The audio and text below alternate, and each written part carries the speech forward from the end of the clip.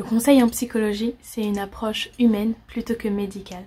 Je vis en Angleterre, comme vous le savez sûrement, et ici, si vous voulez aller voir quelqu'un, c'est pas un psy, c'est un counselor.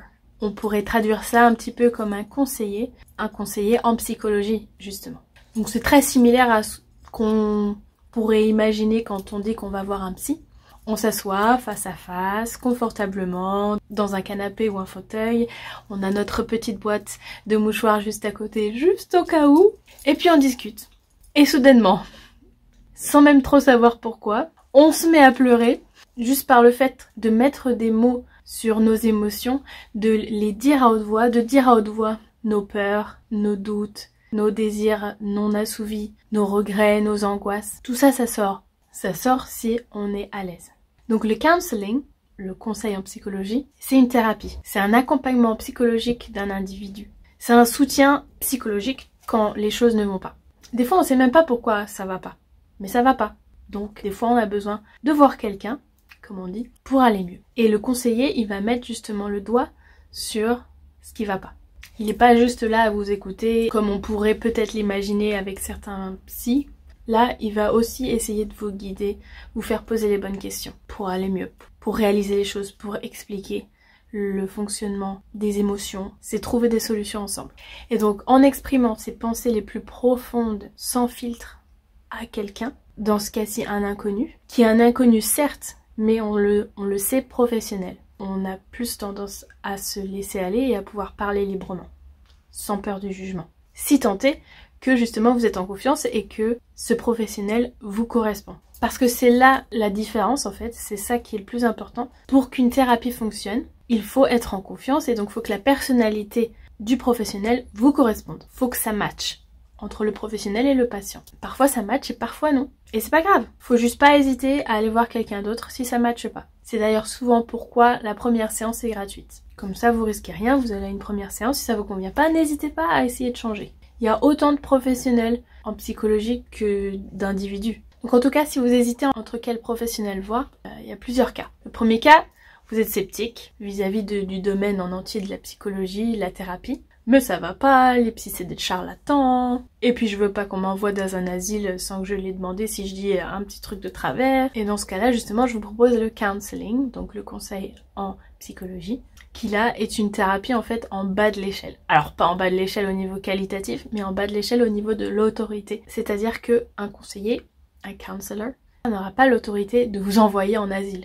Et non plus de vous donner de médication. C'est vraiment la première étape en fait. Si ça va pas, vous allez voir un conseiller. Donc ce conseiller, c'est un bon moyen de vous rediriger, si vous le souhaitez, vers l'expert qui conviendrait le mieux à votre besoin. S'il remarque une pathologie mentale par exemple, qui requiert un soutien psychologique un peu plus poussé, avec médication par exemple. Mais là encore, pas d'obligation, ce serait juste un conseil, après vous en faites ce que vous voulez. Mais sinon, dans la plupart des cas, pour des problèmes du quotidien, le conseiller pourra vous aider avec tout ce qui est dépression, donc selon la gravité, l'angoisse, les problèmes de couple, les difficultés avec les enfants, les difficultés d'orientation, même professionnellement, le stress, etc. Deuxième cas, vous savez déjà que vous avez une pathologie mentale, peut-être sous médication ou sans médication. Et donc, le conseiller vous donnerait un soutien pour vivre votre vie quotidienne avec votre singularité.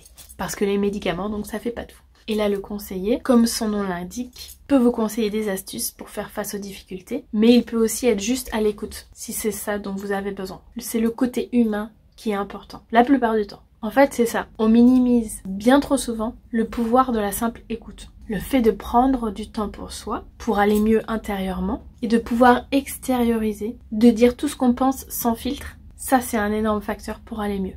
Et c'est seulement en parlant à un inconnu qu'on peut parler sans filtre. Parce que un ami, la famille, un partenaire, s'ils vous écoutent, c'est très bien. Mais vous le savez aussi, on peut pas tout leur dire. Peut-être qu'ils sont même le sujet de votre mal-être. Ils sont trop impliqués émotionnellement aussi. Ce que vous dites peut avoir des conséquences que vous redoutez. Et ils sont trop proches de vous. Ils ne peuvent pas avoir le recul en fait sur ce que vous allez dire. Et donc ça c'est la clé de la thérapie. C'est une écoute avec une perception objective, ou la plus objective possible en tout cas, et une écoute donc professionnelle, quelqu'un qui sait, connaît les mécanismes de psychologie, pourquoi vous faites ce que vous faites, pourquoi vous pensez ce que vous pensez. Donc si vous avez le moindre doute sur ce qu'un conseiller en psychologie peut vous apporter, foncez pour tester une première séance, si elle est gratuite. Et faites-vous votre propre avis, que ce soit en cabinet, mais aussi il y a des professionnels qui se déplacent jusqu'à chez vous. Et aussi, aujourd'hui, il y a plein de séances qui se font en ligne. Et je finis bien sûr par parler du prix. Il y a tous les prix, alors n'hésitez pas à vous renseigner. Et je vous ai dit, il y a des professionnels qui ont fait plus ou moins d'études, mais aussi ils font pas exactement les mêmes choses. Il faut vraiment se renseigner sur quel est votre besoin.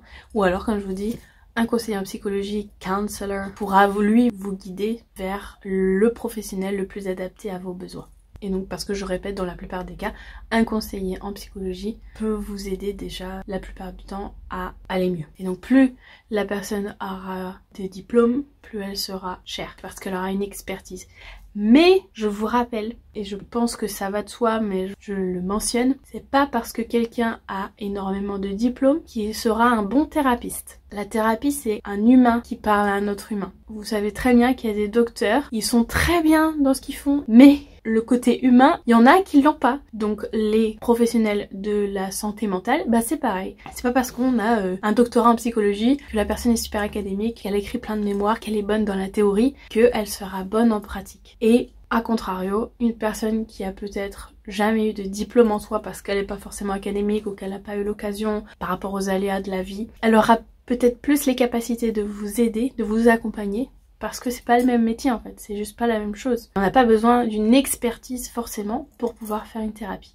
Bien sûr, faut pas raconter n'importe quoi, faut avoir un minimum de compétences, on est d'accord. Mais il y a vraiment autant de manières d'appréhender la psychologie que de psychologues, ou de psychiatres, ou de conseillers en psychologie. Vraiment. Il faut trouver celle qui vous convient.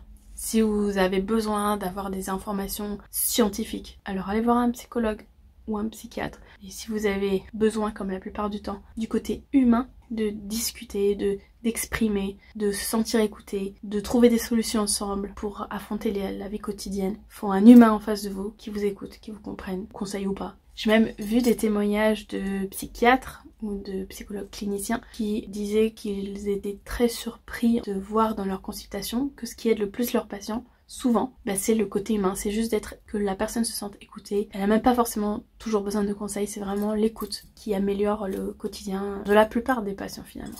Donc le conseiller en psychologie, il est là en soutien psychologique avec une approche humaine plutôt que médicale, tout simplement. Et je finis sur cette petite touche humoristique. Petite pensée à tous ces prêtres depuis des centaines d'années qui ont fait, et qui font toujours d'ailleurs, du conseil matrimonial.